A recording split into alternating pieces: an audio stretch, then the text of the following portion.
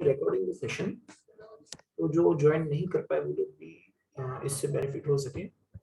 तो इस साल का अगर आपने यूपीएससी मेंस का पेपर देखा होगा तो ऐसे वाज द हाईलाइट इसलिए था क्योंकि the topics that were asked this time were highly philosophical, ठीक है, और काफी चीजें अनप्रेसिडेंटेड थी जो शायद किसी ने एक्सपेक्ट नहीं की थी। उस टाइप के टॉपिक्स भी थे, कुछ बहुत कंफ्यूजिंग भी थे, और सोशल और टेक्नोलॉजी बेस्ड जो एसेज हर साल आते हैं इकोनॉमिक्स बेस्ड, उस टाइप के एसेज इस बार नहीं थे।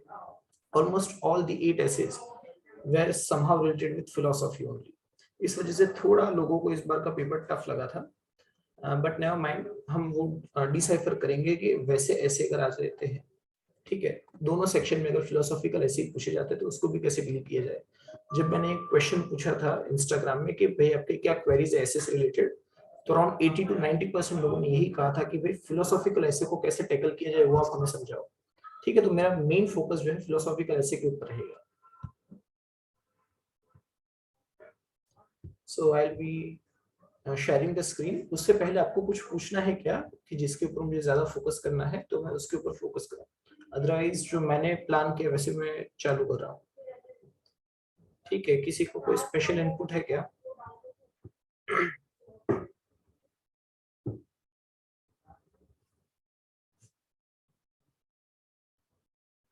आई थिंक किसी को कोई स्पेसिफिक है नहीं। चलो ठीक है, तो मैं जो मैंने प्रिपेयर किया वही पहले बता देता हूँ, लास्ट में हम क्वेश्चन आंसर सेशन रखेंगे, ठीक है।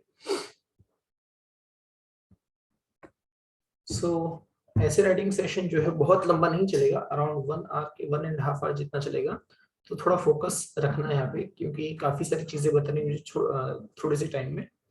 तो मैं शुरू कर रहा हूँ, ठीक है।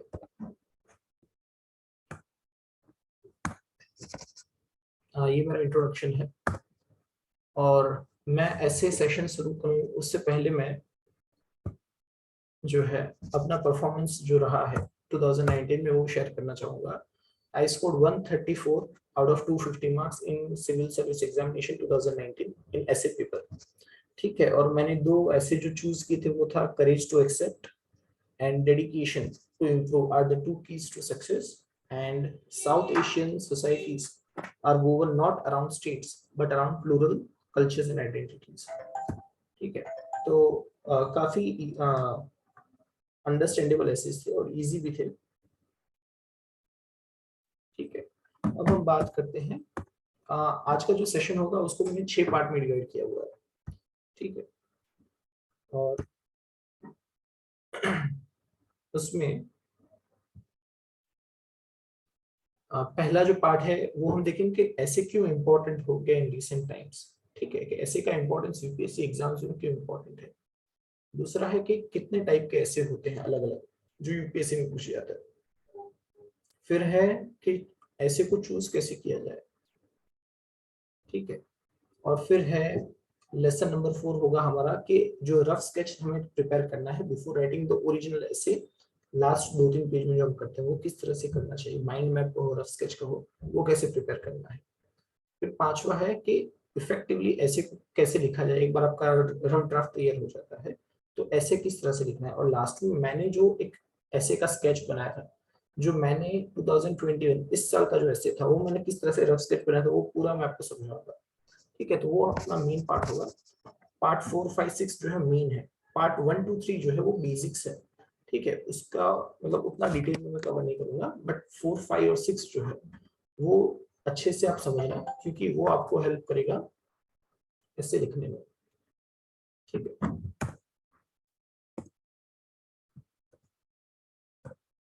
तो पहला चैप्टर हमारा है, तो पहला पार्ट रहेगा कि ऐसे का पेपर क्यों इम्पोर्टेंट है। देखो बहुत सारे रीजन है।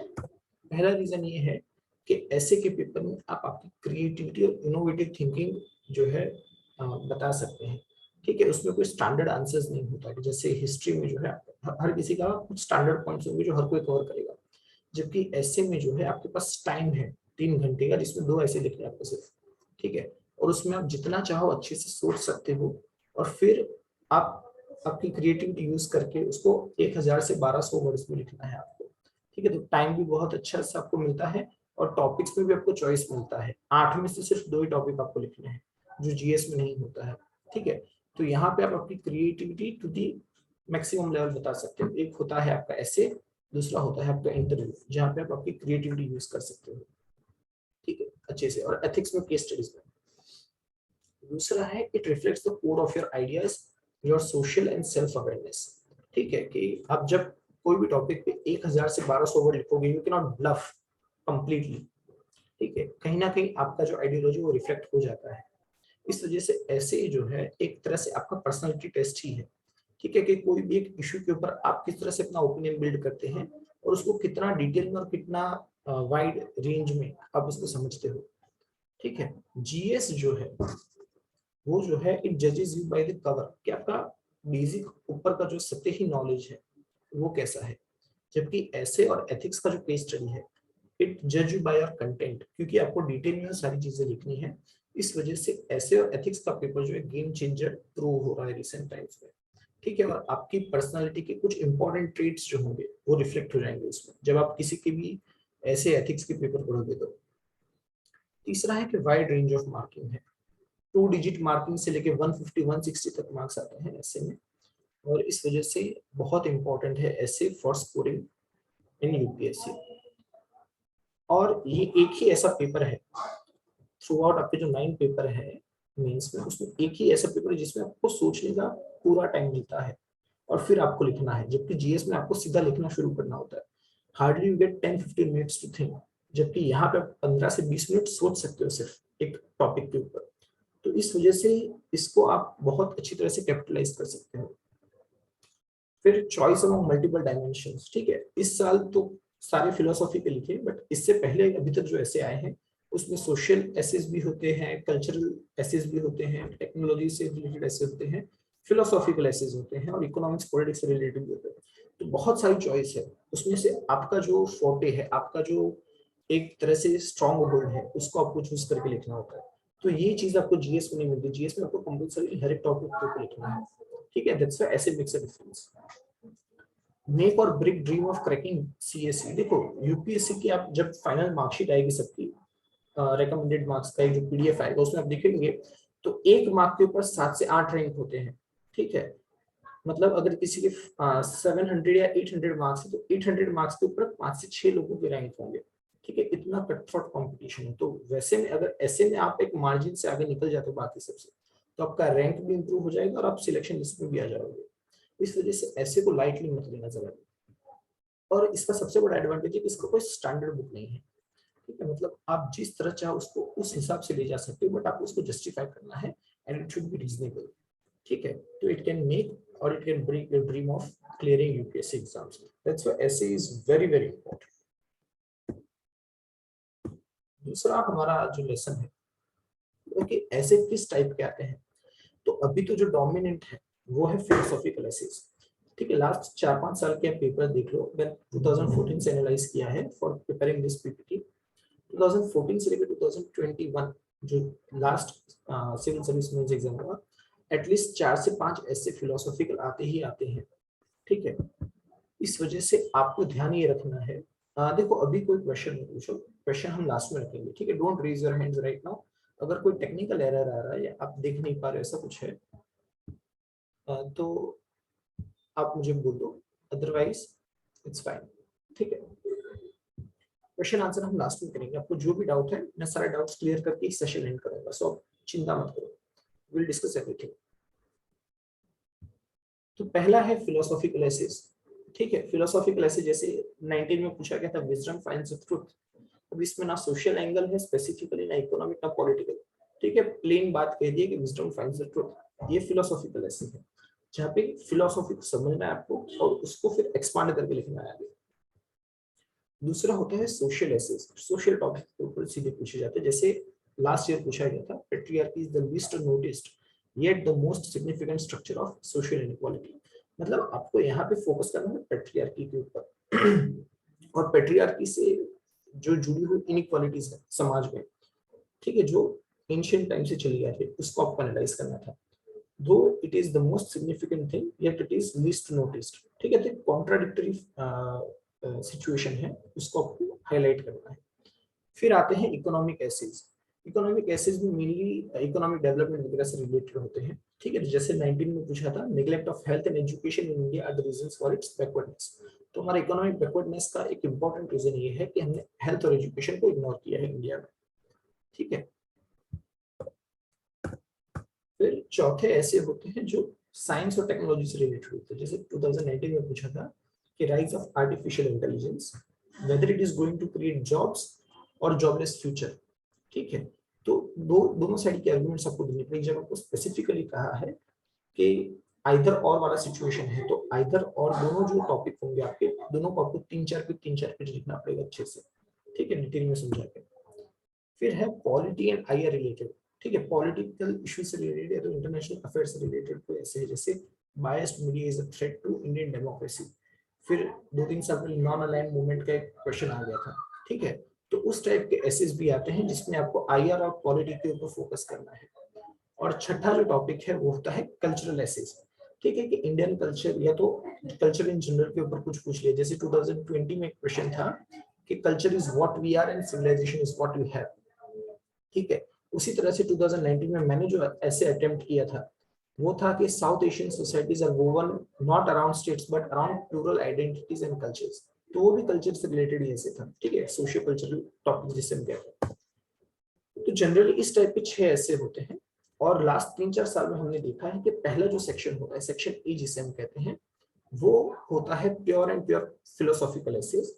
और जो सेक्शन बी होता है उसमें मिक्स टॉपिक्स होते हैं। उसमें फिलोसॉफी का एक आधा क्वेश्चन होगा, सोशल ऐसे होगा, टेक्नोलॉजी बेस्ड होगा, इकोनॉमिक्स बेस्ड होगा, ठीक है। इसमें से कोई भी एक ऐसे होगा, बट फिलोसॉफी के 4 से 5 टॉपिक हर साल आते हैं, दैट इज कंफर्म्ड, ठीक है, if you see the pattern of last 5-6 years.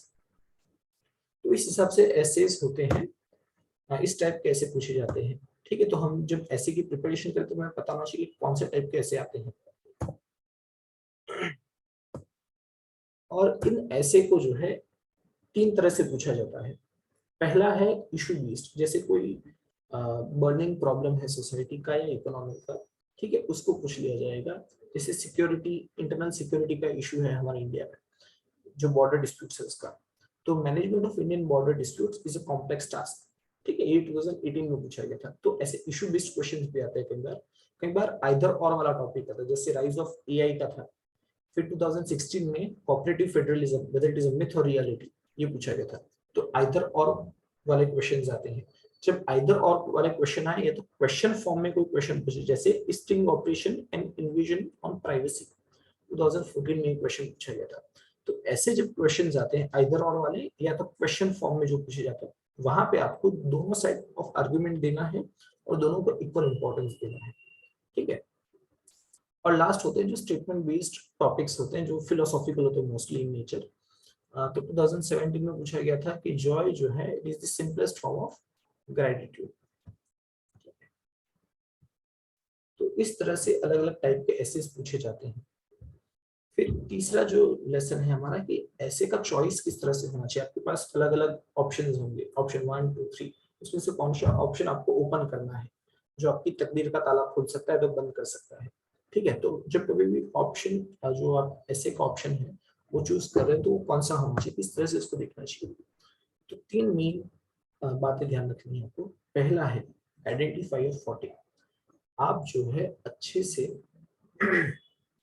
आपका मीन्स हो उससे पहले अराउंड 8 से 10 ऐसे लिख दो आप, ठीक है।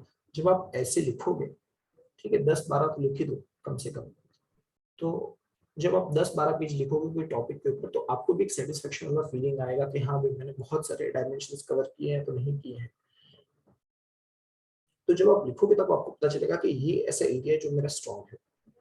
तो जैसे मैं अपनी बात करूँ तो मेरा फिलोसॉफिकल और सोशल टॉपिक्स के ऊपर जो ऐसे होता है वो काफी अच्छा रहता है, ठीक है। तो वैसे आपका इकोनॉमिक्स है तो टेक्नोलॉजी बेस्ड वाला जो है स्ट्रॉन्ग हो सकता है, तो फिलोसॉफिकल आपका भी स्ट्रॉन्ग हो सकता है, ठीक है। तो उस तरह से आपको आपका फोर्टे डेवलप करना पड़ेगा। जब आप लिखोगे तब आपको पता चलेगा कि ये वाला एरिया जो है उसमें मेरा ग्रिप अच्छा है, ठीक है।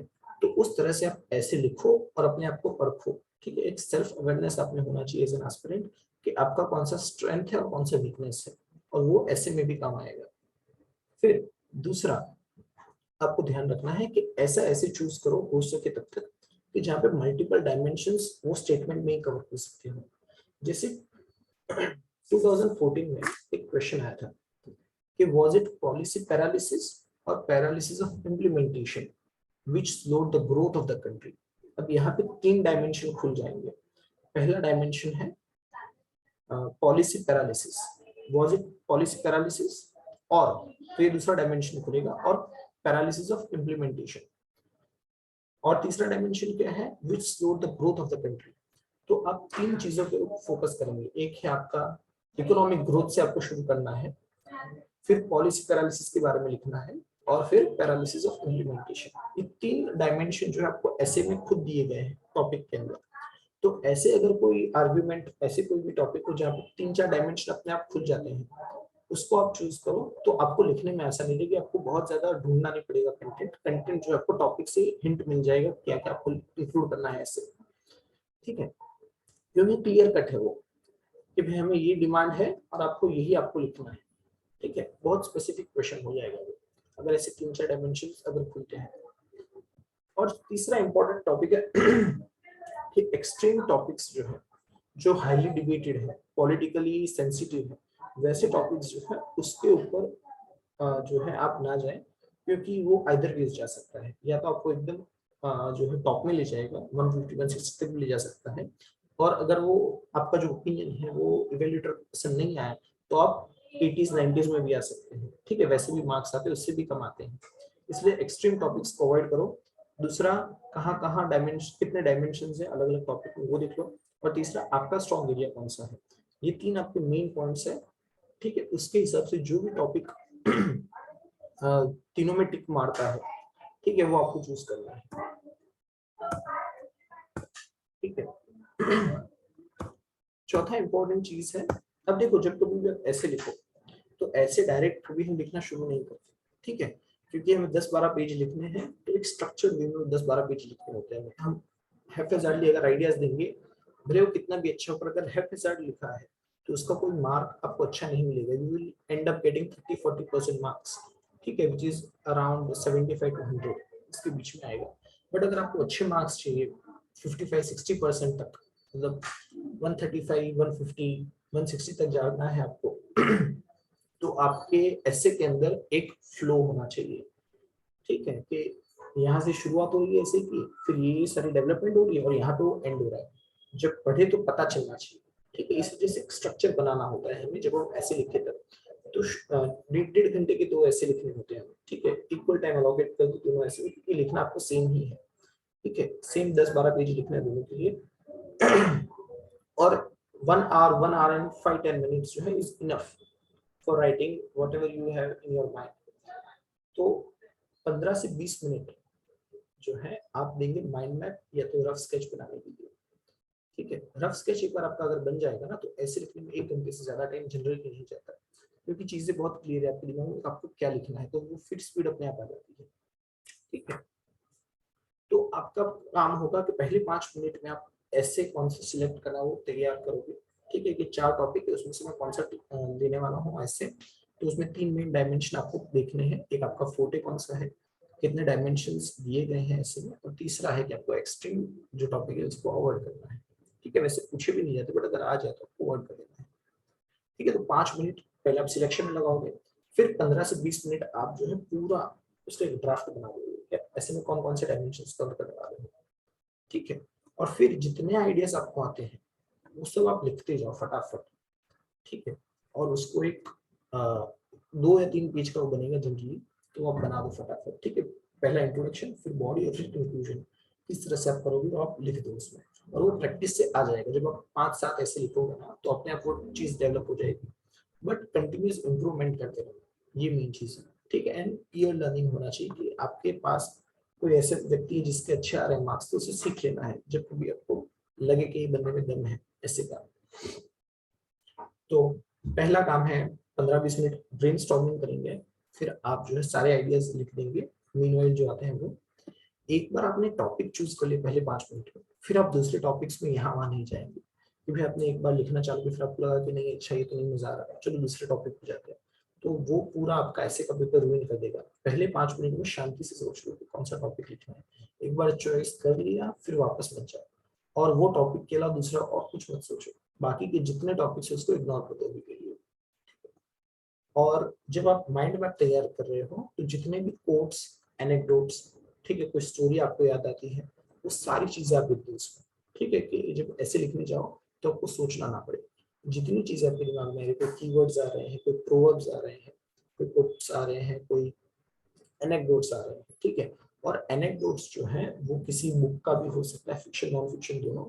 कोई मूवी में से आपको लगता है कि भाई ये अच्छी चीज है, रिलीजियन या माइथोलॉजी में से आपको लगता है कि कुछ अच्छी स्टोरी है, वो हम इंक्लूड कर सकते हैं, एवरीथिंग इज अलाउड, ठीक है। तो कोट्स वगैरह आप लिख दोगे। और जब आप माइंड मैप या रफ स्केच तैयार कर रहे हैं उस टाइम पे आप हेडिंग्स के बारे में सोच लो कि अगर हेडिंग आप देना चाहते हो तो कौन कौन से हेडिंग्स आप दोगे। और अगर डायग्राम और फ्लो चार्ट इंक्लूड करना है, जो बहुत रेयरली इंक्लूड करते हैं लोग, मैंने इस बार किया था for the very first time, ठीक है, तो वो भी आप रफ स्केच में बता दो, ठीक है। वो बाद में याद आए ना आए भूल जाओगे, उससे अच्छा है 15-20 मिनट में जो आप रफ स्केच बना रहे हो, हर एक चीज, quotes, proverbs, diagrams, headings, introduction, conclusion कैसे होगा, ये सब आप लिख के रख दो, ठीक है, कि जब आप लिखने जाओ तो आपको कुछ याद करने ना जाना पड़े, ठीक है। अब माइंड मैप तक मैंने अभी समझाया आपको, इसमें किसी को कोई डाउट है क्या? तो पहले मैसेज कर दो, अदरवाइज मैं आगे बढ़ता हूँ। Is it any doubt till now?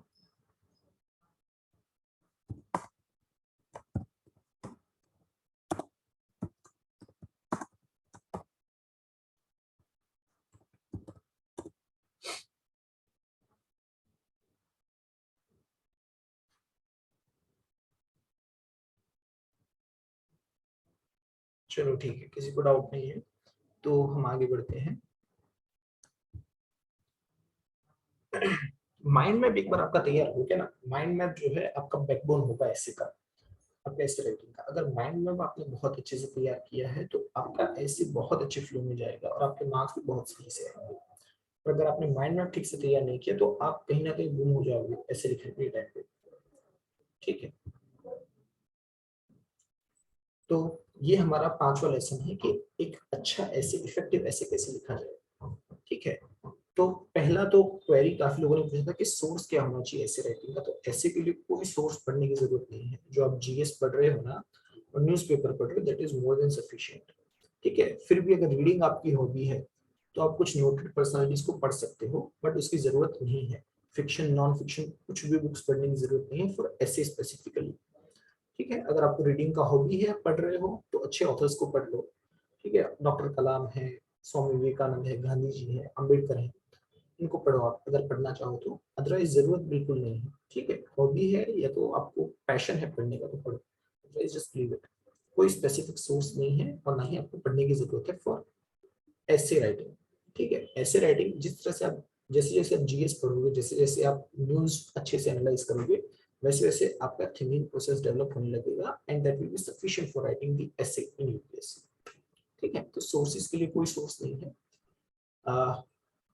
एक चीज मैं हमेशा कहूंगा कि आप जब कभी भी पढ़ रहे हो, आपको कोई अच्छा प्रोवर्ब मिल गया, कोई अच्छा कोट मिल गया, कोई अच्छी स्टोरी मिल गई, ठीक है, जो लगता है कि ऐसे जो पूछे जा रहे हैं फिलोसॉफिकल या सोशल उसमें यूज हो सकता है, तो सिर्फ एक फोल्डर बना दो और उसमें लिखते जाओ या तो टाइप करके उसको सेव करते रहो, ठीक है। वो एक चीज है जो मैं हमेशा कहूंगा कि कोट्स का एक लिस्ट बना दो, ठीक है। जो इंपॉर्टेंट पर्सनालिटीज हैं, जैसे गांधी जी हैं, जैसे नेल्सन मंडेला है, जैसे बी आर अम्बेडकर है, जैसे स्वामी विवेकानंद है, ठीक है, उन सबका एक लिस्ट बना दो।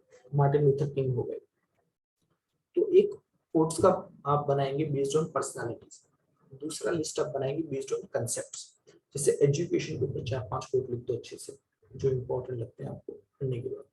फिर सोशल जस्टिस के ऊपर 5-7 कोट लिख दो और वो रिवाइज करते जाओ टाइम बाय टाइम, ठीक है। इक्वालिटी के ऊपर लिख दो थोड़े कोट्स, डेमोक्रेसी के ऊपर लिख दो क्योंकि ये सब न्यूज में है और ये सब पूछा जाता है टाइम आफ्टर टाइम, ठीक है। मोरालिटी के ऊपर, एथिक्स के ऊपर किसी के कोर्स अच्छे हैं तो वो लिख दो, ठीक है। तो ये आपका एक सोर्स हो सकता है, list of proverbs and quotes and stories anecdotes जो भी है। दूसरा इंपॉर्टेंट चीज है प्रेजेंटेशन। देखो ऐसे राइटिंग कंटेंट एक चीज है। दूसरी इंपॉर्टेंट चीज होती है quality. Content is the quantity, और क्वालिटी भी होता है इसमें कि आप किस तरह से कंटेंट, कौन से टाइप का कंटेंट दे रहे हो, बट किस तरह से उस चीज को लिख रहे हो, नीटनेस है या नहीं आपके ऐसे में। ठीक है, बहुत ज्यादा ओवर राइटिंग होगा तो ऐसे will not be much appealing. ठीक है, तो प्रेजेंटेशन जो है इट इज इक्वली इम्पोर्टेंट। आपका जो content it is important, but the way you present the same content is equally important. ठीक है, तो प्रेजेंटेशन में आपको 3-4 चीजों पे फोकस करना है। एक है आपका हैंड राइटिंग जो है इम्प्रूव करो, थोड़ा अगर अच्छा नहीं है। दूसरा है पैराग्राफ जो है छोटे रखा करो, बहुत बड़े पैराग्राफ में रखो। एक पेज में 2 से 3 पैराग्राफ मिनिमम आए वैसा करो। ठीक है, पहले मेरा एक आदत था कि मैं 1 से सवा 1 पेज का एक पैराग्राफ लिखता था 2019 में। तो इस बार मैंने वो चीज पे थोड़ा वर्क करके 2 से 3 पैराग्राफ इंक्लूड किए हैं, क्योंकि मुझे हर एक टेस्ट में ही कहा जाता था कि आप पैराग्राफ बहुत लंबे लिख रहे हैं। ठीक है, तो अगर बहुत लंबे पैराग्राफ है तो कहीं ना कहीं मोनोटोनस है, तो बोरिंग भी हो जाता है पढ़ने में, you will get lost somewhere. ठीक है, बट 2-3 पैराग्राफ हैं, ब्रेक्स आ रहे हैं तो वो अलर्ट रहेगा दिमाग पढ़ने के टाइम पे। इस वजह से पैराग्राफ जो है छोटे रखो थोड़े। तीसरा, 2 लाइन के बीच में थोड़ा स्पेस रखो, बहुत मिक्स हो जाए आप जो लिख रहे हो वो अच्छा नहीं लगेगा, इसलिए स्पेसिंग के ऊपर थोड़ा ध्यान दो। और जहाँ इंपॉर्टेंट कोई कोट्स हैं या प्रोवर्ब्स हैं या तो कोई कीवर्ड्स, उसको अंडरलाइन करते रहो। ठीक है, अगर इतना भी कर लोगे ना आपका प्रेजेंटेशन काफी इंप्रूव हो जाएगा।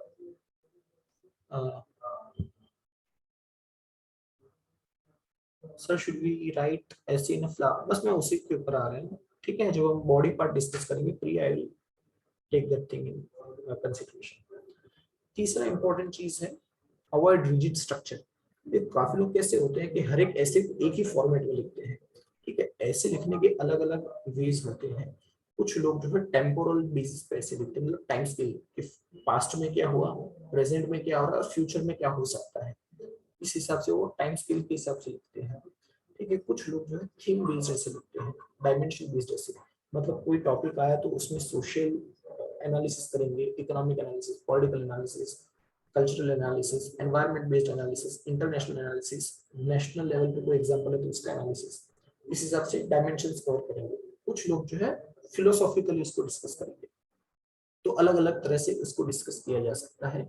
इस वजह से कभी भी एक ही स्ट्रक्चर हर ऐसे में अप्लाई मत करना। ठीक है, try to practice different types and different styles of writing.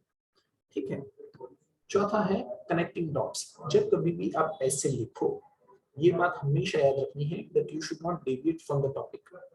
जो टॉपिक दिया गया है उससे स्टार्ट करना है, उसी पे खत्म करना है। इस वो टॉपिक से शुरू करके फिर दूसरे टॉपिक पे मत चले जाना, कई बार ये होता है। ठीक है, कि अगर वुमेन एम्पावरमेंट पूछा गया है आपको तो वुमेन एम्पावरमेंट किस कॉन्टेक्स्ट में पूछा गया है। जैसे क्वेश्चन मैंने मॉक टेस्ट में देखा था कि women empowerment in the times of corona और कोविड पेंडेमिक। तो फिर कोविड पेंडेमिक के टाइम पे ही आपको वुमेन एम्पावरमेंट की बात करनी है, आपको पास्ट और फ्यूचर में नहीं जाना है, प्रेजेंट में रहना है। कोविड सिचुएशन में क्या सिचुएशन है वुमेन एम्पावरमेंट की, उसके ऊपर बात करना है। ठीक है, तो staying on the topic is also equally important. If you start deviating, it will result in loss of marks.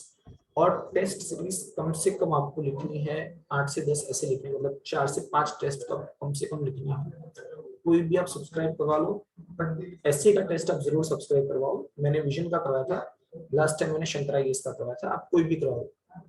ठीक है, बट ऐसे राइटिंग आपको करनी है और उसको आपको अच्छे से इवेल्युएट करवाना है, किसी का भी करवाओ।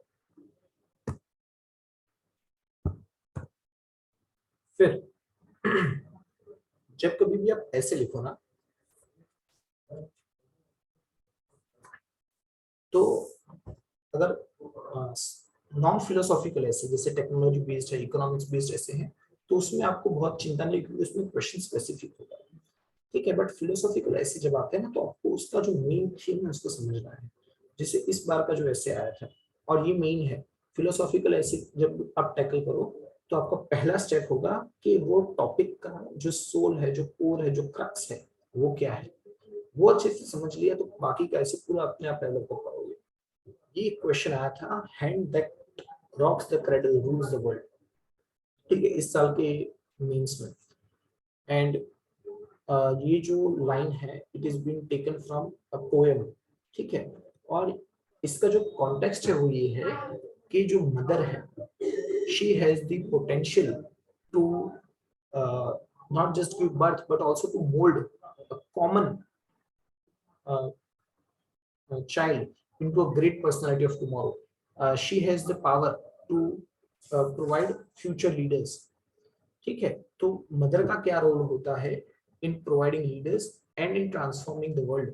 तो उसमें मदर जो है वैल्यू सिस्टम प्रोवाइड करती है बच्चे को। सोशलाइजेशन में मदर का बहुत इंपॉर्टेंट रोल होता है, और वो सोशलाइजेशन के थ्रू अपने बच्चे को कैसे वो मोल्ड कर देते उसकी पर्सनालिटी को, वो आपको समझाना था, and that too through examples. तो यहाँ पे आप जो है शिवाजी's मदर जीजाबाई जो थे उनका एग्जांपल दे सकते हो। You can also give some movie based example like ये बाहुबली जो मूवी है उसमें शिवगामी देवी जो है उसका किस तरह से इन्फ्लुएंस होता है बाहुबली पे, that he is a leader who is courageous, who is taking people centric decision and who is also driven by values. ठीक है, तो इस वजह से वैसे एग्जांपल्स देके आप ऐसे एसेस को टैकल कर सकते हो। ठीक है, तो फिलोसॉफिकल ऐसे में आपको हमेशा याद रखना है कि जो उसका सोल है, जो उसका कोर है, जो उसका क्रक्स है, उसको आइडेंटिफाई करो और उसके ऊपर आप पूरा ऐसे डेवलप करो। ठीक है, तो ये ऐसे में आपको जो रोल ऑफ मदरहुड है वो एक्सप्लेन करना था in producing transformative and visionary leadership. Okay, दूसरा होता है interpretation of the topic and you have to go for reduction analysis. जैसे मैंने भी आपको एक एग्जांपल दिया था कि जहाँ पे 3 डायमेंशन दिए गए थे, was it policy paralysis or paralysis of implementation that resulted in slow growth of our country?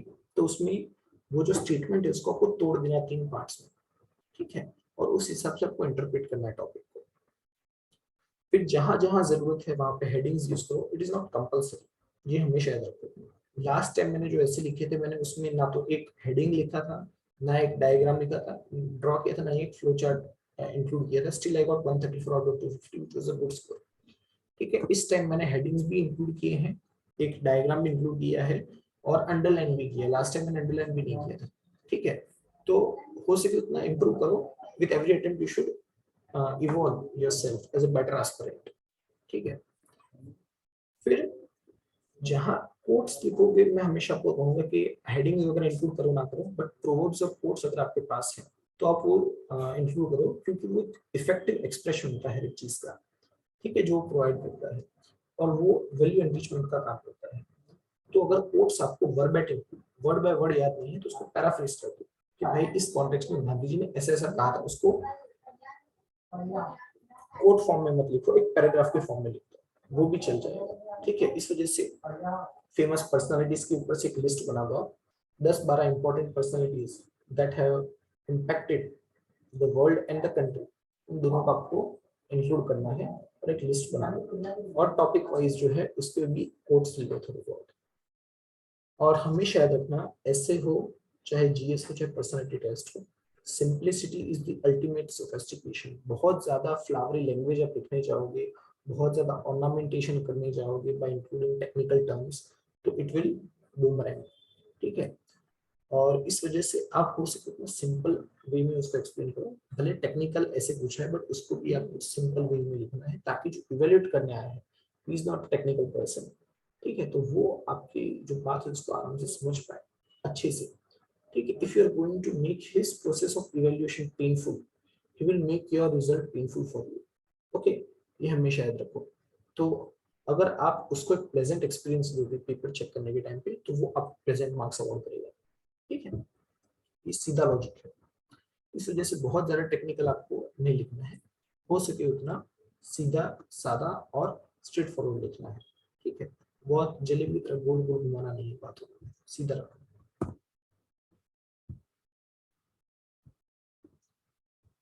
फिर कोई भी ऐसे हो, देखो जीएस में कई बार क्या होगा, आपके पास टाइम नहीं होगा कि आप हर एक टॉपिक में इंट्रोडक्शन, बॉडी और कंक्लूजन लिखो।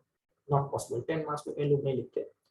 ठीक है, 20 और 15 मार्क्स में हर कोई लिखता है, बट 10 मार्क्स में अवॉइड करता है। बट जहां तक ऐसे का सवाल है, ऐसे में आपका इंट्रोडक्शन, बॉडी और कंक्लूजन तीनों होना चाहिए। ठीक है, क्योंकि ये 125 मार्क का ऐसे है और उसमें एक स्ट्रक्चर नहीं होगा, it will not give a good feel to the reader. ठीक है, इस वजह से इंट्रोडक्शन पहले लिखेंगे आप 1 से 1.5 पेज का, 10 to 15% ऑफ ऐसे इंट्रोडक्शन। और एक चीज और कि ऊपर जो है ऐसा टाइटल मत देना, इंट्रोडक्शन, बॉडी पार्ट, कंक्लूजन है तो वे फॉरवर्ड, ऐसा कुछ मत देना। जैसे नॉर्मल लिख रहे हो वैसे लिखना, ठीक है। कुछ लोग ऐसा लिखते हैं, उसकी जरूरत नहीं, वो पढ़ने वाला अपने आप समझ जाएगा। तो 10 to 15% जो है आपका एसे का पार्ट इंट्रोडक्शन में जाना चाहिए, 1 से 1.5 पेज का। अब इंट्रोडक्शन किस तरह से लिखा जाए, तो इंट्रोडक्शन अलग अलग तरह से लिखा जा सकता है। थोड़ा इनोवेटिव बनाना है आपको आपके एसे को, तो आप किसी स्टोरी से शुरुआत कर सकते हो, चाहे वो रियल हो चाहे फिक्शनल हो। मैं एग्जांपल देता हूँ, जैसे एक क्वेश्चन था that means justify the ends, काफी टाइम पहले मैंने एक ऐसे लिखा था मॉक टेस्ट में। तो उसमें मैंने जो वो ऐसे है उसका शुरुआत कर्ण और कृष्ण जो है उन दोनों का बीच में जो कन्वर्सेशन होता है उससे किया था, ठीक है। आफ्टर द दिस विराट युद्ध थी, तो वो स्टोरी मैंने लिखा था। तो चाहे आप रियल लिखो चाहे फिक्शनल स्टोरी लिखो, आप अपने आप मन से बना लो कोई स्टोरी। जैसे फार्मर क्राइसिस के ऊपर ऐसे आया है, तो कोई फार्मर का एग्जांपल ले लो जो विदर्भ मराठवाड़ा या कहीं पे है, ठीक है। और विदर्भ है या तो तेलंगाना है, वहाँ का कोई फार्मर है, और अपने आप वो फिक्शनल कैरेक्टर क्रिएट करके उसकी क्या इकोनॉमिक प्रॉब्लम्स है वो आप बता दो, ठीक है, एक स्टोरी के फॉर्म में। तो वैसे आप शुरू कर सकते हो। दूसरा होता है एनेक्डोट्स, मतलब कोई कन्वर्सेशन हुआ है और उसको आप यूज कर रहे हो, ठीक है। तीसरा होता है कोट्स एंड प्रोवर्ब्स से शुरू कर सकते हो आप। चौथा है कोई थिंकर है, उसका कोई कंसेप्ट है तो थियरी है, ठीक है, जो फेमस है वैसे थिंकर को आपको लेना है, बहुत ज्यादा टेक्निकल स्कॉलर को नहीं लाना है आपको, ठीक है। जो फेमस है जैसे न्यूटन हो गया, जैसे कार्ल मार्क्स हो गया, जैसे आपके जीन जैक रूसो हो गए, थॉमस हॉब्स हो गए, इनको ऑलमोस्ट हर कोई पहचानता है, चाणक्य हो गया। तो वैसे कोई थिंकर और उनकी थियरी है तो कंसेप्ट से शुरुआत कर सकते हो। या तो कोई न्यूज आर्टिकल आपने पढ़ा था, या तो कोई स्टेटिस्टिक्स आपके ध्यान में कोई रिपोर्ट आया है, ऑक्सफैम रिपोर्ट, इनइक्वालिटी के ऊपर क्वेश्चन पूछा रहा, आप ऑक्सफैम रिपोर्ट से शुरुआत करोगे, डेफिनेटली अच्छा लगेगा ऐसे इंट्रोडक्शन, ऐसे का इंट्रोडक्शन। या तो आप उसका हिस्टोरिकल पर्सपेक्टिव समझा सकते हो कोई चीज का, ठीक है। या तो एकदम प्लेन आपको लिखना है इंट्रोडक्शन तो भी लिख सकते हो, बाय स्टार्टिंग विद डेफिनेशन और by explaining the context in which this statement is given, ठीक है। This is how you can write introduction. बहुत सारे तरीके हैं, आपको जो सूट करे, ठीक है। कोई भी प्रेशर नहीं आना कि मुझे तो स्टोरी से ही शुरुआत करनी है। Try every method which suits you better, वो आपको यूज करना है, that is best for you, ठीक है। तो प्रैक्टिस करोगे तो ही आपको पता चलेगा। दूसरा पार्ट होता है बॉडी पार्ट, जो 70 to 80% होगा, मतलब 8 से 9 पेज आप कम से कम बॉडी पार्ट जो मेन टॉपिक है उसके ऊपर आपको डिटेल में लिखना है। अराउंड 8 पेज तो कम से कम आप लिखो, 7 से 8 पेज, ठीक है। अब यहाँ पे आपको क्या करना होता है, बॉडी पार्ट जो होता है उसमें आपके जो मेजर आइडियाज है वो आपको बताने हैं, ठीक है। अलग अलग डायमेंशंस, मल्टी डायमेंशन, मतलब सोशल डायमेंशन से एनालिसिस करो, पॉलिटिकल डायमेंशन से करो, हिस्टोरिकल डायमेंशन से कर लो, टेम्पोरल बेसिस आ जाएगा उसमें, पास्ट में क्या हो किस तरह से चीजें इवॉल्व हुई, फिर इकोनॉमिक, फिर आईआर के कॉन्टेक्स्ट में क्या है, एनवायरनमेंट से रिलेटेड कुछ उसका आर्गुमेंट दे सकते हैं क्या, ठीक है। तो इस हिसाब से आपको पॉलिटिकल, एनवायरमेंटल, सोशल, टेक्नोलॉजिकल, ठीक है, हिस्टोरिकल, अलग अलग डायमेंशंस को आपको एक्सप्लोर करना है। लीगल कोई डायमेंशन है, एक पेस्टल एनालिसिस आता है, वही आपको डिप्लॉय करना है यहाँ पे, ठीक है। दूसरा है इंटरनेशनल, नेशनल को एग्जांपल हुए हैं रिसेंटली या तो पास्ट में, तो वो आपको यूज करने हैं यहाँ पे। कंटेम्पररी एंड हिस्टोरिकल एग्जांपल्स, ठीक है, आपको यूज करने हैं, because that will enrich your content and it will supplement what you are saying, ठीक है। फिर जब कभी आप पैराग्राफ चेंज करो तो आपको कनेक्टर्स यूज करने हैं ताकि लिंक बना रहे थ्रू आउट ऐसे। जैसे एक पैराग्राफ खत्म हो गया, अब दूसरा पैराग्राफ आप शुरू कर रहे हो, अगर जो दूसरा पैराग्राफ है वो ऊपर वाले पैराग्राफ को कॉन्ट्राडिक्ट करता है तो आप लिखोगे हावेवर। अगर ऊपर वाले पैराग्राफ कंटिन्यूएशन में है तो इन एडिशन टू इट, ठीक है। इस हिसाब से आपको ऐसे टर्म्स यूज करने हैं और आपके जो पैराग्राफ है उसको कनेक्ट करना है, ठीक है। फिर कोटेशंस, डायग्राम्स, फ्लो चार्ट, जहां जरूरत पड़े वहां पे यूज करो, बट ओवरडू मत करो। जैसे एजुकेशन के ऊपर कोई ऐसे आ गया, अब आपने 20-30 कोट्स पढ़े, अब आप सब इनकॉर्पोरेट करोगे तो ऐसे कम और कोट का लिस्ट ज्यादा लगेगा, ठीक है। क्योंकि एजुकेशन के ऊपर चाहे उतने कोट्स आपको मिल जाएंगे, but you can not incorporate every quote into your essay. 4 या 5 कोट पर ऐसे अगर आप रखते हो that is fine, sufficient enough, okay, alright. तो ये आपको ध्यान रखना है। और जब आप बॉडी पार्ट खत्म करने को आओ, ठीक है, तो ये मैंने जो है किया था, आप चाहो तो कर सकते हो कि 7 से 8 पेज अगर आप बॉडी पार्ट में लिख रहे हैं तो जो लास्ट पेज होगा बॉडी पार्ट का, उसमें आप काउंटर नैरेटिव प्रोवाइड करोगे। काउंटर नैरेटिव का मतलब क्या है कि कोई एक सिंपल स्टेटमेंट बेस्ड ऐसे आपने चूज कर लिया। अगर क्वेश्चन बेस्ड ऐसे हैं या तो आइदर और वाला टॉपिक है तो आप दोनों सेट ऑफ आर्गुमेंट देने ही वाले हो। और अगर प्लेन स्टेटमेंट दिया गया है तो वहां पे भी 2-3 पैराग्राफ मतलब एक पेज अगर आप लिख देते हो तो give a counter argument to what is said in the statement. ठीक है, जैसे एग्जांपल हम देते हैं, टॉपिक ले लेते हैं, जैसे 2019 में एक क्वेश्चन था कि courage to accept and dedication to improve are the two keys to success. But इन दोनों के अलावा और भी काफी चीजें होती हैं जो इम्पोर्टेंट है, जो मैटर करती हैं। ठीक है, तो वो कौन सी चीजें होती हैं, तो उसके बारे में आपको लिखना है।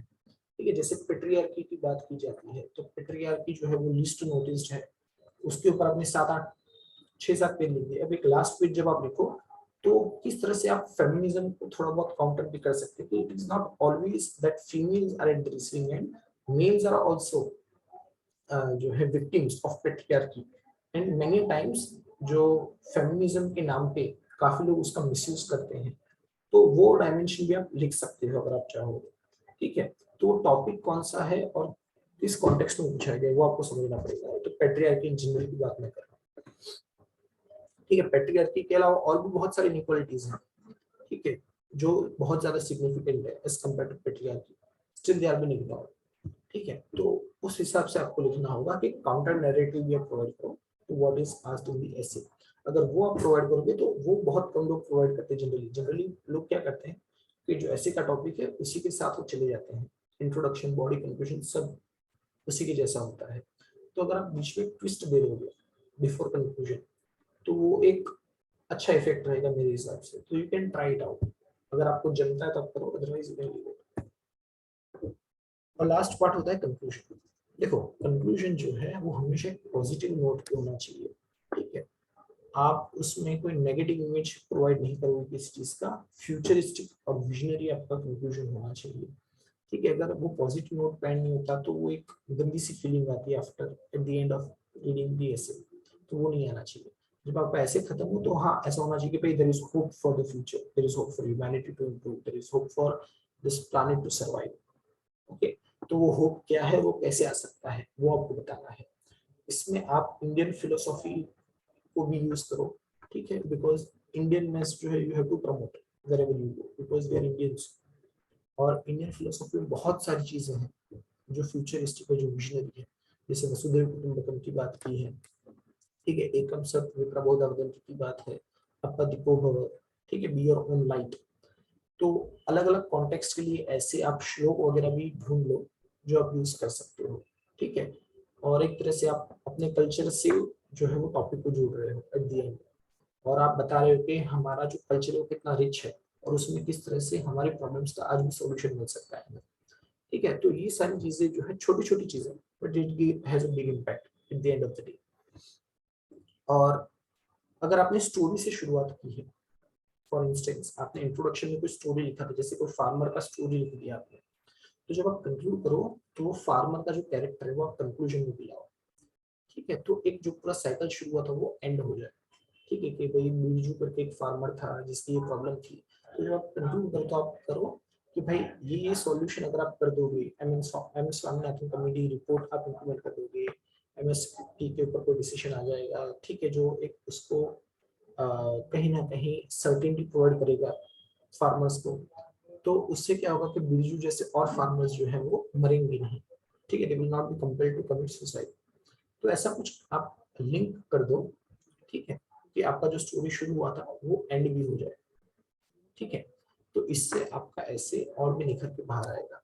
और आप जब एंड कर रहे हो तो कोटेशन के थ्रू भी आप एंड कर सकते हो। गांधी जी है, चाहे अम्बेडकर हो, चाहे और कोई लीडर हो, चाहे नेहरू हो, चाहे सरदार पटेल हो, चाहे कोई रिसेंट लीडर हो, ठीक है, जो फेमस है, हु इज नॉट अ, एक तरह से कहेंगे आप कोई टिपिकल लीडर मत ले लेना, पॉलिटिकल लीडर्स से दूर रह के आप फिलोसॉफिकल लीडर्स को ज्यादा पकड़ना। ठीक है, क्योंकि पॉलिटिकल लीडर्स जो है उनकी पॉलिटिकल आइडियोलॉजी होती है और जो इवेल्युएट करने आता है उसकी भी आइडियोलॉजी हो सकती है, वो क्लैश हो जाएगा तो कहीं ना कहीं मार्क्स में शायद फर्क पड़ जाए, पता नहीं अपने को, ना भी पढ़े शायद पढ़ भी जाए। तो अवॉइड पॉलिटिक्स आउट ऑफ ऐसे, आपके आंसर राइटिंग में पॉलिटिक्स को दूर करो, और जो कॉन्स्टिट्यूशन है, जो फिलोसॉफी है, उसको आप पकड़ लीजिएगा, ठीक है। तो वो सही रहता है। तो ये हो गया एक ऐसे कैसे लिखा जाता है, ठीक है। अब कोई क्वेश्चन है तो पूछ लो। लास्ट जो टॉपिक है मैं समझा देता हूँ कि मैंने अपना माइंड मैप कैसे तैयार किया था, ठीक है। 2-3 स्लाइड ही बाकी है। अ, अभी तक कोई क्वेश्चन है क्या किसी को? हाँ, Priya is asking how to create argumentation skills in essay. देखो, आर्गुमेंटेशन स्किल्स जो है अपने आप डेवलप हो जाएगा। दो चीजें करना है, एक तो रीड करना है, और दूसरा है इंट्रोस्पेक्शन भी करना है थोड़ा बहुत अपने आप पे, और जो आप पढ़ रहे हो उसके ऊपर भी, ठीक है। अपना माइंड भी अप्लाई करना है, जो आप पढ़ रहे हो उसको एज इट इज मत एक्सेप्ट करो, ठीक है। आप आपका लॉजिकल रीजनिंग यूज करो, और आप चाहे टेक्स्ट बुक पढ़ रहे हो, चाहे न्यूज पेपर पढ़ रहे हो, कोई आर्टिकल पढ़ रहे हो, तो उसमें क्या काउंटर आर्ग्यूमेंट हो सकती है वो अपने आप सोचो, ठीक है। अपने फ्रेंड्स के साथ डिस्कस करो, तो आर्गुमेंटेशन स्किल्स आर्गुमेंट करने से निकलती है। चाहे आप खुद ब खुद आर्गुमेंट करो, चाहे आपके फ्रेंड्स के साथ आर्गुमेंट करो, ठीक है। Is there any question or shall I finish this off first? चलो मैं खत्म कर देता हूँ, उसके बाद हम क्वेश्चन ले लेंगे, ठीक है।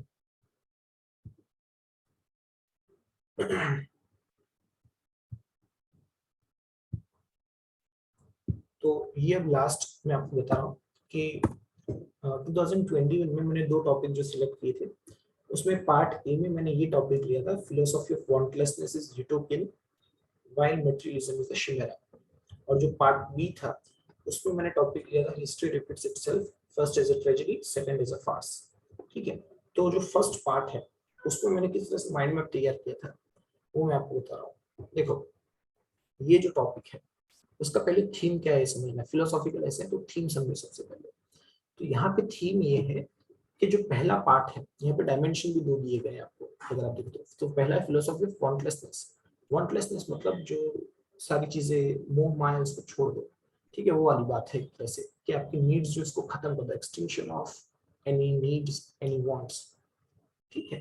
तो वो फिलोसॉफी है पहली, फिलोसॉफी ऑफ वांटलेसनेस। दूसरा जो डायमेंशन है वो मटेरियलिज्म का है, ठीक है। Pursuit of your urges and realising it by exploiting matter, by exploiting environment, ठीक है। तो ये दोनों डायमेंशन है, और दोनों चीजें एक्सट्रीम है, और वही आपको समझाना है। तो philosophy of wantlessness is utopia, कि मेरी कोई जरूरत ही ना हो, ये तो हो ही नहीं सकता। ये यूटोपियन कंसेप्ट है, मतलब something which is ideal but not realisable, ठीक है। जबकि मटेरियलिज्म इज शिमेरा, शिमेरा मतलब छलावा होता है कि भाई मटेरियलिज्म का जो फिलोसॉफी था वो ये था कि आप मैटर जो है उसको एक्सप्लोइट करो, that will help in welfare of humans, ठीक है। बट उससे भी प्रॉब्लम्स क्रिएट हो गई हैं, ठीक है। मटेरियलिज्म के चक्कर में हम आज ऐसे स्थिति में आ गए हैं कि क्लाइमेट चेंज अनप्रेसिडेंटेड रेट पे हो रहा है, सोशल इनइक्वालिटीज बहुत ज्यादा बढ़ रही है, ठीक है। तो ये दोनों चीजें हमें बतानी है हमारे ऐसे में। तो extreme form of materialism and extreme form of penance, both are not good, you have to come somewhere in the middle, ये उसका फिलोसॉफी है। तो फिर मैंने सोचा कि थीम तो समझ में आ गया एक तरह से, फिर उसको शुरू कैसे किया जाए। तो मुझे स्टोरी याद आई गौतम बुद्ध की, ठीक है, सिद्धार्थ की। तो मैंने वो स्टोरी जो है अपने इंट्रोडक्शन में यूज की कि भाई कैसे इनिशियली जब वो प्रिंस होते हैं, live a completely luxurious life, he had every material pleasure, every sensual pleasure, okay, at his command. But one day he was touring the kingdom, and he saw an aged man, a sick man, a dead person.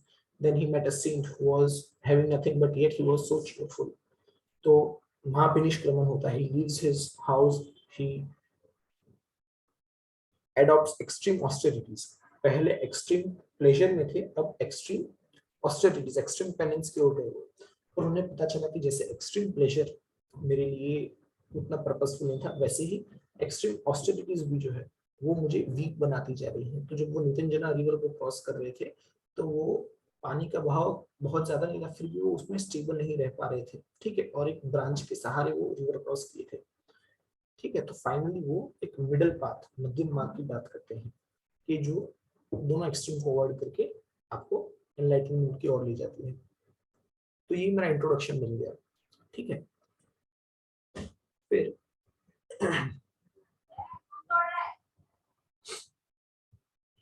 फिर मैंने समझा कि human society जो है वो हमेशा से दो एक्सट्रीम के बीच में जो है पेंडुलम के जैसे घूमती रही है। एक है वांटलेसनेस जो मिस्टिक्स का रास्ता है, और दूसरा है अल्ट्रा रैशनलिस्ट जो होते हैं, जो एक्सट्रीम मटेरियलिज्म की ओर जाते हैं। ठीक है, सोसाइटी दोनों के बीच में घूमती रहती है। अब हम दोनों को समझेंगे। तो पहले मैंने समझा यूटोपिया ऑफ वांटलेसनेस, कि वांटलेसनेस जो है वो यूटोपिया क्यों है। ठीक है, तो मैंने ये समझा है कि वांट्स क्यों होनी चाहिए, आदमी की मटेरियल वांट्स क्यों होनी चाहिए। ठीक है, तो जिससे हमारी लाइफ कंफर्टेबल बने, सिक्योर बने। फिर साइंस एंड टेक्नोलॉजी में जितने भी एडवांसमेंट हुए हैं वो हुए इसलिए क्योंकि हमारी कुछ ना कुछ नीड्स थी। ठीक है, अगर हमारी नीड्स नहीं होती तो साइंस एंड टेक्नोलॉजी में इतना डेवलपमेंट नहीं होता, and we would have been living in the caves even today, rock ages में होते हैं, but we have come here, our civilization has developed because we had wants। ठीक है, तो वांटलेसनेस कैसे यूटोपिया है। और फिर मैंने ये समझाया, फिर एक मैंने यहाँ पे एक प्रोवर्ब लिख दिया कि necessity is the mother of invention. ठीक है, क्योंकि वो रिलेटेड था। फिर मैंने समझाया कि जो एस्थेटिक्स कहते हैं वो वांटलेसनेस होना चाहिए, तो they give up their material wants, but material wants खत्म होने के बाद स्पिरिचुअल वांट्स तो फिर भी रहती है। तो want doesn't come to an end, the nature of wants simply changes from material to non material. ठीक है, तो वांट खत्म नहीं होती, सिर्फ उसका नेचर चेंज हो जाता है। तो it is somewhat similar to जिसे कहते हैं ना old wine in new bottle, वैसा हो जाता है। ठीक है, फिर मैंने यहाँ पे लास्ट में एक डायग्राम ड्रॉ किया था। अब्राहम मास्लो ने हायरार्की ऑफ नीड्स दिया था कि 5 लेवल की हायरार्कीज होती है नीड्स की। हायरार्की जो है 5 लेवल की होती है नीड्स की।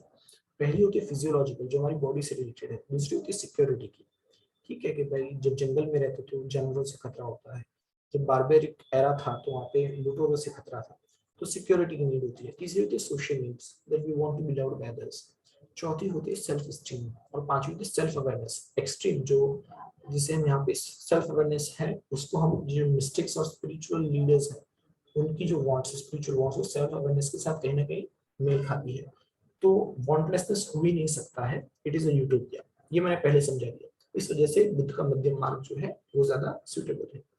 दूसरा था शिमर ऑफ मटेरियलिज्म।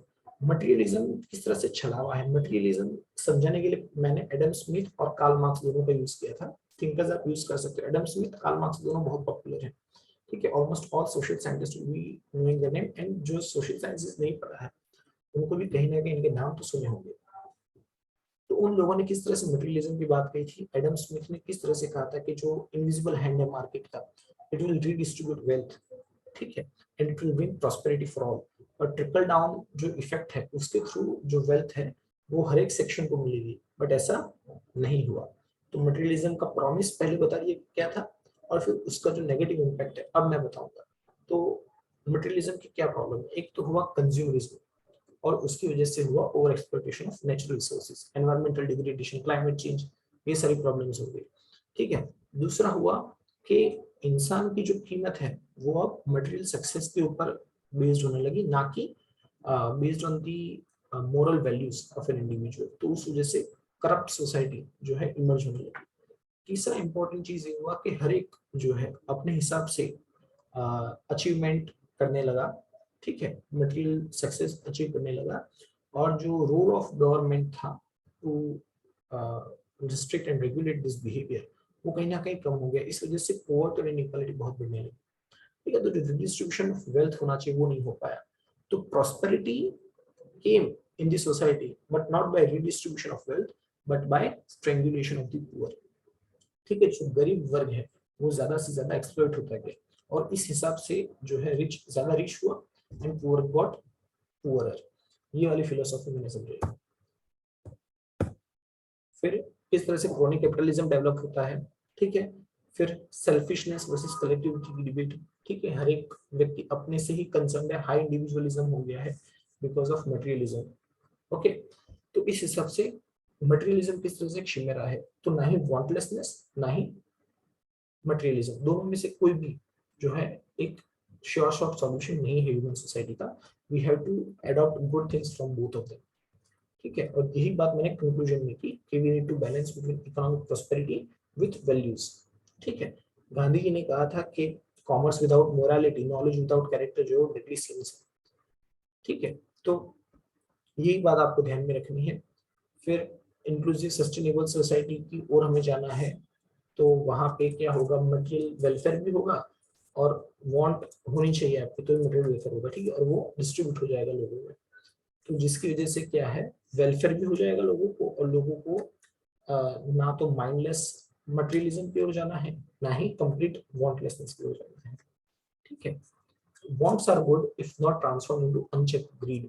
अगर वो ग्रीड नहीं बनता तो वांट्स अच्छी है, ठीक है। और गांधी जी ने कहा था कि earth has enough to satisfy every man's need but not everyone's greed, ठीक है। तो self control and socially responsible behaviour holds the key for peaceful prosperous and inclusive future, ठीक है। इस तरह से मैंने इसको कंक्लूड किया था।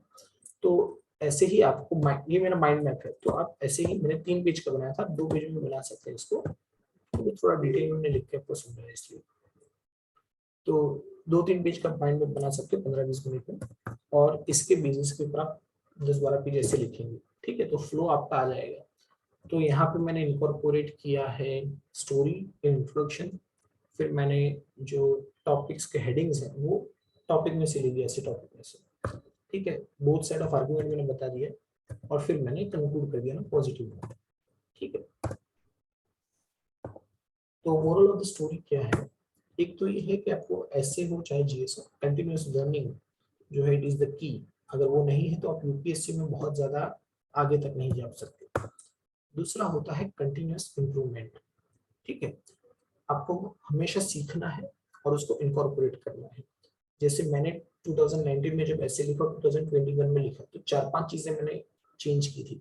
एक तो मैंने पैराग्राफ स्मॉल कर दिया, मैंने अंडरलाइन करना शुरू कर दिया, diagram for the very first time मैंने इनकॉर्पोरेट किया, हेडिंग्स दिए मैंने, अलग अलग थिंकर्स को कोट किया, ठीक है, उनके कोट्स, उनके जो एडवर्ब, सॉरी, वर्बेटिम जो उन्होंने कहा था वो चीज मैंने लिखी, और हर एक ऐसे में थोड़ा बहुत काउंटर नैरेटिव प्रोवाइड किया, ठीक।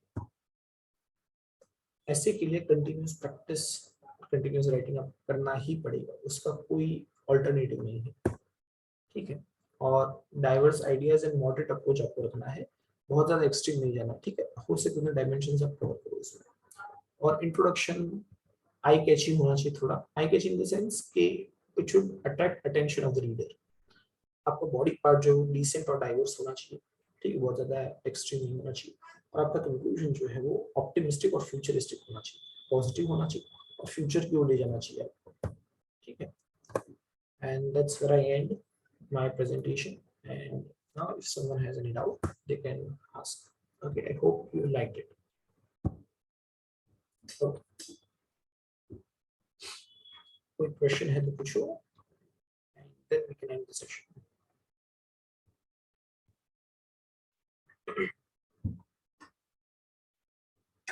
You can unmute yourself or you can type in the chat box, whichever way you want.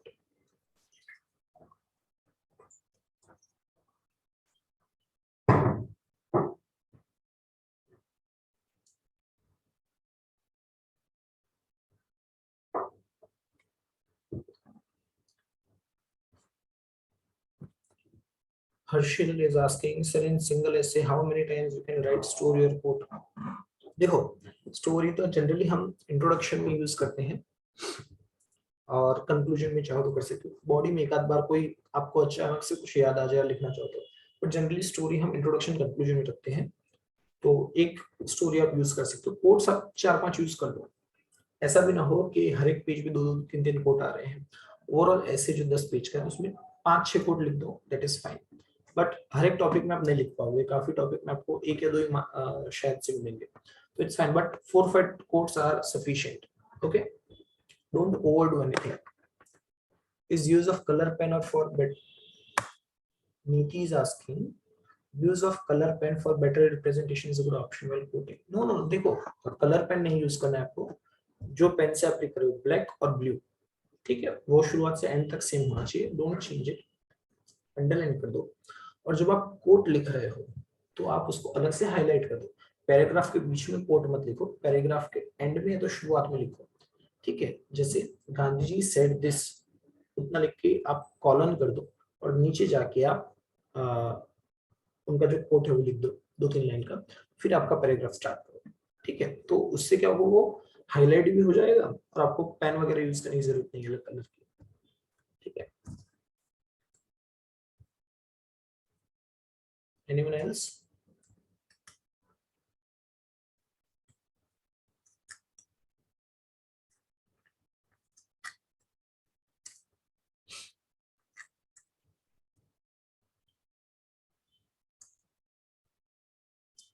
Rishabh is asking is how to improve brainstorming ability. देखो ब्रेनस्टॉर्मिंग कैसा है कि एक तो पहले आपके पास कंटेंट होना चाहिए, उसके लिए आपको पढ़ना पड़ेगा। ठीक है, तो अगर आपने जीएस अच्छे से कवर कर लिया, रिवाइज कर लिया 2-3 बार, और आप करंट अफेयर्स अच्छे से पढ़ रहे हो, तो आपको ब्रेनस्टॉर्मिंग में ज्यादा प्रॉब्लम नहीं होना चाहिए। पर अगर हो रहा है तो प्रैक्टिस करो ज्यादा से ज्यादा। ठीक है, और आप ये फ्रेंड को या किसी को कहो कि भाई तू ये टॉपिक के ऊपर ऐसे लिख के बता, या तो मुझे रफ स्केच तैयार करके बता, एंड देन कंपेयर इट। या तो फिर आप क्या करो कि टॉपर्स का जो कॉपी होता है विजन का या तो जीएस स्कोर वगैरह का, वो डाउनलोड कर दो, और जो टॉपिक पे टॉपर्स ने ऐसे लिखे हैं उस टॉपिक के ऊपर आप आपका रफ स्केच बनाओ, और फिर उसको उसके मेन ऐसे से कंपेयर कर लो 10-12 पेज का जो होगा। तो आपको पता चलेगा कि उसने कौन कौन से पॉइंट इंक्लूड किए और आपने कौन से मिस किए हैं। तो वो अगर प्रैक्टिस अच्छे से करोगे तो वो हो जाएगा। फिर है Manisha Rana, while writing philosophical essays I am unable to find different dimensions, content issue आ रहा है। देखो फिलोसॉफिकल ऐसे में कंटेंट इशू ऐसे डायरेक्टली देखोगे तो आपको लगेगा कि है, बट जब आप, मैंने आपको कहा ना कि आप अलग अलग लेवल पे उसको एनालिसिस करो, कि पॉलिटिकल लेवल पे आप किस तरह से उसको कनेक्ट कर सकते हो, फिर नेशनल लेवल इंटरनेशनल लेवल पे उसको कनेक्ट करो, हिस्ट्री के साथ उसको कनेक्ट करो। ठीक है, फिर उसी तरह से उसको सोशल एंगल अगर कुछ है तो वो निकालो, इकोनॉमिक्स के साथ कैसे उसको कोरिलेट कर सकते हैं। ठीक है, उस हिसाब से आपको करना है। जैसे मैंने ये फिलोसॉफिकल ऐसे में लिखा था, इसमें मैंने बहुत सारा डायमेंशन कवर नहीं किया, बट ऐसे को मैंने तोड़ दिया 2 पार्ट में, और उसको फिर मैंने समझा दिया दोनों पार्ट्स में, तो आप वैसे भी कर सकते हो। जैसे मैंने कहा कि रिजिड अप्रोच मत रखो कि मुझे हर एक ऐसे में social economic political international dimension रखना ही रखना है। ऐसा करोगे तो आप वो बॉक्स के बियॉन्ड नहीं सोच पाओगे, तो वहां पे क्रिएटिविटी नहीं आ पाएगी। ठीक है, तो आप हर एक ऐसे को एक फ्रेश अप्रोच से देखो, जहाँ पे वो अप्लाई हो सकता है, पेस्टल अप्रोच वहां पे अप्लाई कर दो। ठीक है, पर जहाँ पे नहीं हो सकता तो वहां पे आप रिडक्शनल एनालिसिस करो, टॉपिक को आप 2-3 पार्ट में तोड़ दो, जहाँ जहाँ उसको सब टॉपिक में डिवाइड किया जा सकता है, और फिर हर एक सब टॉपिक के ऊपर आप आपका जो है अलग अलग क्वेश्चन में ऐसे लिखो। ठीक है, प्रिया ने कहा है will you please provide us some famous quotes list if you have. See I don't have a list as of now, but जैसे मैंने कहा कि आप खुद वो खुद तैयार करो। आप देखो यूपीएससी में हो सके उतना खुद पे भरोसा रखो और खुद से तैयारी करो। ठीक है, मैं जो दूंगा वो मैंने अपने हिसाब से बनाया होगा, मेरे रिक्वायरमेंट के हिसाब से। आपकी क्या रिक्वायरमेंट है, आपकी रिक्वायरमेंट ज्यादा भी हो सकती है, कम भी हो सकती है। ठीक है, इस वजह से डायरेक्ट रेडीमेड कंटेंट के ऊपर ज्यादा नहीं, रादर अपना खुद का कंटेंट बनाओ। ठीक है, 10-15 इंपॉर्टेंट स्कॉलर्स ले लो आप, ठीक है, वर्ल्ड वाइड और इंडियन, जिन्होंने अच्छी अच्छी बातें कही हैं फिलोसॉफिकली, और उसके आप 10-12 कोट जो भी आपको लगते हैं वो आप नोट डाउन करो। गांधी जी है, जवाहरलाल नेहरू है, सरदार पटेल है, बी आर अम्बेडकर है, स्वामी विवेकानंद है, चाणक्य है, गौतम बुद्ध है, लॉर्ड कृष्णा है।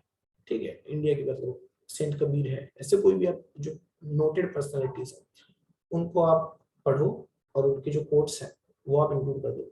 और वैसे इंटरनेशनल लेवल पे देखोगे तो नेल्सन मंडेला है, मार्टिन लूथर किंग है, ठीक है, जिन जे क्रूजो है, थॉमस होब्स है, जॉन लॉके हैं, फिर आपके जस्टिस थियरिस्ट जो है जॉन रॉल्स। ठीक है, उन सबके जो आपको पॉइंट्स मिलते हो आप नोट डाउन करो। और एथिक्स जब आप पढ़ोगे तो उसमें फिलोसोफर्स आ ही जाते हैं, तो काफी कोट्स आपको वहां से भी मिल जाएंगे। फिर एक क्वेश्चन है, in future when we will write our essays can you please evaluate and give us feedback. देखो आप ऐसे लिख के मुझे भेज देना, if I have time I will surely evaluate, क्योंकि काफी लोग मुझे आंसर लिख के भेजते हैं, तो मैं देख लेता हूँ अगर टाइम है तो। ऐसे जो है क्योंकि उसमें ज्यादा टाइम जाता है, तो जब कभी टाइम होगा मैं देख लूंगा, आप मुझे भेज देना। ठीक है, and can we be critical of government if it is socio economic topic. देखो जब कभी भी आप कोई भी चीज लिख रहे हो, ठीक है, ब्लाइंड प्रेज और ब्लाइंड क्रिटिसिज्म जो है वो अवॉइड करना है। कोई फैक्ट है आपके पास, ठीक है, कोई रिपोर्ट है जो जेन्युइन है, तो वो आप लिखो और फिर आप क्रिटिसाइज जरूर कर सकते हैं। जैसे काफी ऐसे ऐसे पूछे जाते हैं जहाँ पे आपको गवर्नमेंट पॉलिसीज को क्रिटिसाइज भी करना है, उसको कैसे इम्प्रूव करना है वो बताना है। जैसे कहा था कि एक क्वेश्चन था ना हेल्थ और एजुकेशन के बारे में कि low investment in health and education is the reason of our backwardness. तो वहां पे तो आपको डेफिनेटली उन्होंने कहा है कि आप हमें हमारी लिमिटेशन बताओ और किस तरह से हम आगे बढ़ सकते हो बताओ, ठीक है। तो आप लगता है कि कुछ क्रिटिकल लिखना है आपको, then it should be based on facts, not based on just ideology कि आपको पसंद नहीं है ये गवर्नमेंट तो आप उसके बारे में लिखो। It should not be like that, it should be based on facts, hardcore facts and constitution based argument करनी है आपको, ठीक है, जो आपको अलाउड है। और वो स्ट्रीट फाइट टाइप का नहीं होना चाहिए आपका आर्गुमेंट कोई भी, it should be logical and based on legal facts और कोई करंट अफेयर्स वगैरह आपने पढ़ा हो उसके बेसिस के ऊपर होना चाहिए। ओके ऋषभ का हो गया। मैं अपना ईमेल आईडी आपको लिख के दे देता हूँ यहाँ पे। When I will be completed GS syllabus, once I'm done with revision, will I be able to write essay or sir should I write before? ऐसे आप कभी भी लिख सकते हो ऐसे देखा जाए तो, ठीक है। अगर आप ऑलरेडी आपका बैकग्राउंड है इकोनॉमिक्स का या पॉलिटिकल साइंस का तो उस टाइप के ऐसे आप हमेशा लिख सकते हो, ठीक है। टेक्नोलॉजी जो इंजीनियर्स वगैरह वो टेक्नोलॉजी वाले ऐसे लिख सकते हैं अभी से। बट मैं हमेशा कहता हूँ कि जीएस एक बार पढ़ लो तो क्या है आपके मल्टीपल डायमेंशंस खुल जाएंगे, ठीक है, और आप चीजों को रिलेट कर पाओगे। तो एक बार पढ़ लो, रिवाइज कर लो, फिर ही लिखो तो ज्यादा बेहतर रहेगा। बट अगर आपको बहुत ज्यादा एक पैशन है या तो आपकी इच्छा है तो आप लिख दो एक बार, तो आपको पता चलेगा कि कितने पेज लिखने के बाद आपका कंटेंट खत्म हो रहा है, ठीक है। तो उस हिसाब से वो कर सकते हो।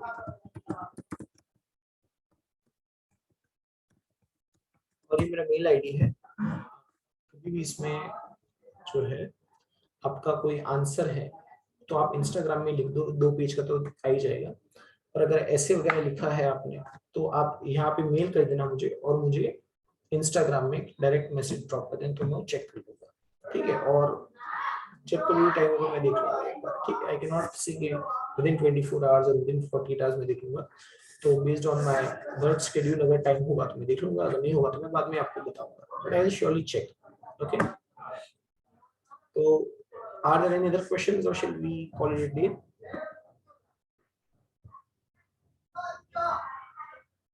Will you also guide for prelims 2022 in future sessions? हाँ, prelims के ऊपर कर लेंगे, not a big deal. How to analyze the time improve and how to ensure this? देखो, अगर आपको देखना है कि आप इम्प्रूव कर रहे हो नहीं कर रहे हो तो कुछ कुछ पैरामीटर्स है। एक तो आपका कंटेंट एनरिचमेंट हो रहा है या नहीं हो रहा है, ये देखो। दूसरा कि किस तरह से, अगर आप पहले हेडिंग नहीं दे रहे थे अब दे रहे हो, आपका प्रेजेंटेशन चेंज हो रहा है नहीं हो रहा है वो देखो, ठीक है। जैसे मैंने कहा कि मैं स्मॉल पैराग्राफ में लिखना चालू किया, अंडरलाइन करना चालू किया, हेडिंग देना चालू किया, डायग्राम इनकॉर्पोरेट किया, तो वैसे भी आप इम्प्रूव कर सकते हो। प्रेजेंटेशन फ्रंट पे इम्प्रूव करते हो या तो कंटेंट फ्रंट पे इम्प्रूव करते हो। कंटेंट फ्रंट पे इम्प्रूव कर रहे हो तो आप क्या करो कि अगर आपने 6-12 महीने पहले कोई ऐसे लिखा हो, वही टॉपिक के ऊपर आज ऐसे लिख के देखो कि या आपके थॉट्स चेंज हुए हैं या उसमें कुछ इजाफा हुआ है तो कुछ घटा है, वो आपको पता चल जाएगा, ठीक है। रफ स्केच बनाओगे तो भी पता चल जाएगा, उसको कंपेयर कर लो। ये सिंपल सा ट्रिक है, ठीक है। इस तरह से आप देख सकते हो कि whether you have improved or not. I hope सबके questions खत्म है। I'll give one more minute. If someone has any query, they can ask, or I will simply end the session.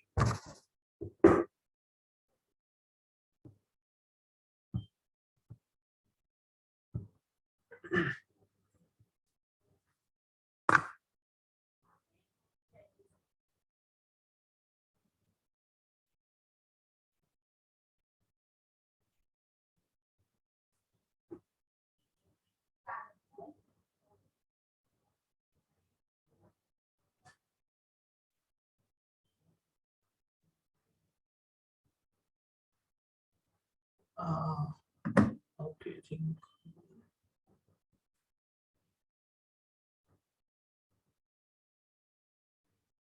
Priya is saying that going to Delhi for preparation will be helpful or not. देखो, जब कभी भी ये लोग पूछते हैं ना कि क्या दिल्ली जाना चाहिए नहीं जाना चाहिए, तो ये आपके लेवल ऑफ प्रिपरेशन के ऊपर है। अगर आपका प्रिपरेशन अच्छे से हुआ है अभी तक तो दिल्ली जाके पैसे क्यों ही बर्बाद करने हैं, मैं हमेशा कहता हूँ, ठीक है। मैं कभी दिल्ली नहीं गया एक्सेप्ट फॉर इंटरव्यू, तो जाना ना जाना आपके ऊपर है।